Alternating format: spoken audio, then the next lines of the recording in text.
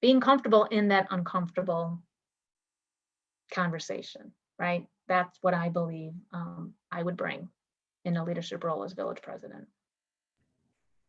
Okay, next one. Your stance on diversity, equity, and inclusion within our community. So that ties into similar of what I've already been saying. You know, it's disappointing that when we did the work for the welcoming resolution back when I was first getting on the board around 2017, that's about the same time that Dominican started this work that they were doing, truth, racial healing, and transformation. This has been something that's been going on now almost 5 years at Dominican. And yet it's the first year that we as a village are joining that process. And in part, it's my understanding is that there hasn't really been a sense that the community or the leadership up until now has been willing to have these conversations. I think there was a recognition with trustees Bachner and Brennan, who were encouraging some of the diversity work, and myself, that there were more of us on the board willing to have these conversations and willing to champion this work. And so again, with our diversity, equity, and inclusion committee that we were looking to form, those conversations started the end of the summer, early fall. Trustees Bachner and Brennan actually identified 12 residents who are willing to do the work, start the work in this area. And yet it took us more than 6 months to finally get to a point that what was approved, where we are right now, is we only got as far as approving an application to have people get on this commission.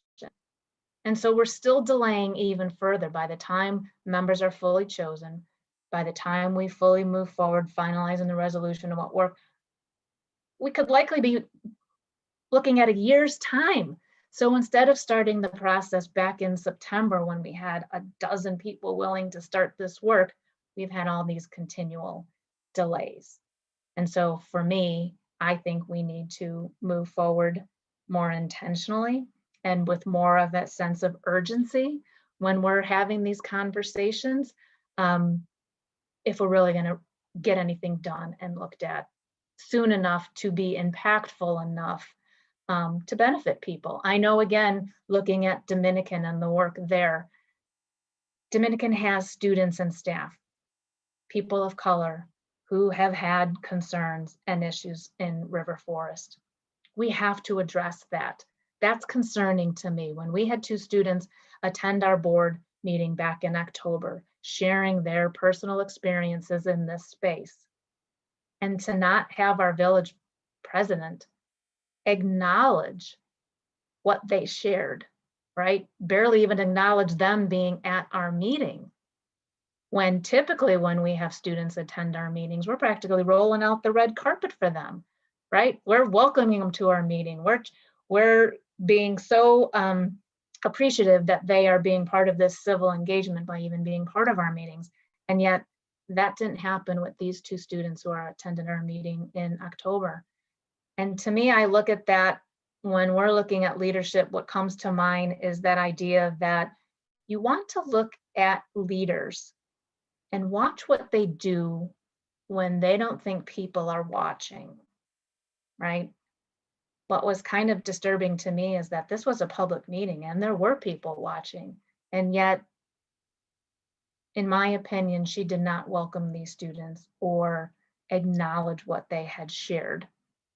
That shows me that she is really in the position or in that comfortableness to have these conversations. And that's a concern to me. I'm concerned that there is a show of support, this air of support that really ends up being like someone referred to as window dressing, right? And that is what I told Trustee Jones when we first had the conversation, and he's telling me that President Aducey was amenable to this covenant and how she keyed in on this one particular item, sharing our public works facility. Well, to me, that was perhaps an easy way to show we want to work with this covenant and have this partnership, but that was really something we've been trying to figure out for quite some time, is how we could perhaps get our public works facility out of our community in order to free up space, since we're landlocked, to address some issues that we might have in our community.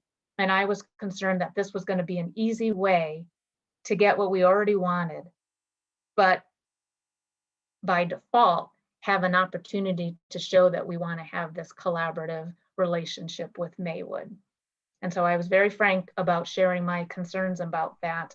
And it really is, again, why I'm running for village president, because I want to ensure that we are really doing the work that we should be doing to make the changes that are absolutely necessary to have been made in 2021, right? The idea that we are even still having so many of these conversations in 2021 is just so sad to me.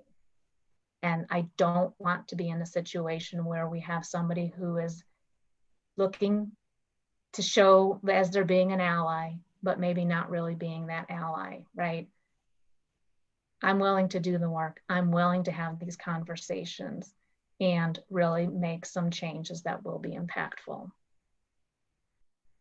Great. So look, we're coming up on time, about 10 minutes left. So I think we have time for maybe one more question. I will